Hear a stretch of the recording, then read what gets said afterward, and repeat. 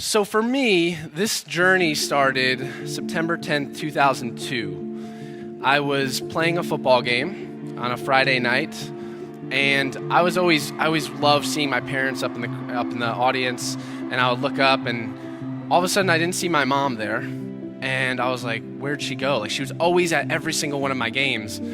And I saw her, and after the game, my dad picked us up. We had just won like a huge football game, and my dad's like, we got to drive down the shore. And I'm like, what happened? He goes, Grandma's in the hospital, like, and it's not looking good. I'm like, I just saw her last weekend. What happened? We drove down here on that day, September 10th, and my mom was already down here with her two sisters, and I just remember driving down and asking so many questions. My dad just didn't have answers, and by the time we got to the hospital, it's right around the corner,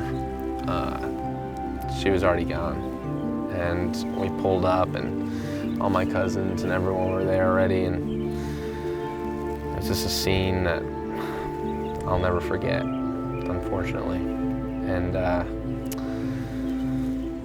it was tough, man. It was definitely tough. It didn't make sense to me. It was something that I could not wrap my mind around for the longest time. And it just ate at me over and over and over again. And I've studied her autopsy report, and this is literally what it says in it: an obese woman in moderate to severe respiratory distress, lethargic. And that just ate at me, because that didn't define the woman that she was. What would I tell her? You have beautiful grandchildren. What else? Everything.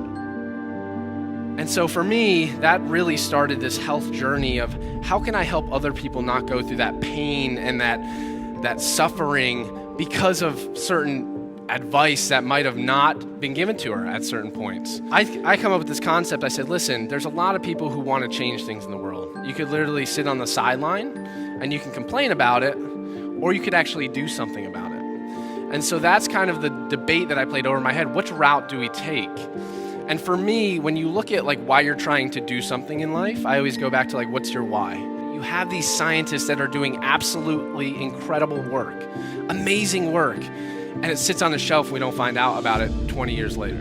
Like, that's not acceptable to me. Like, if I'm studying something in the lab and it comes out the way that we're looking for, I want to make sure people hear about it the next day.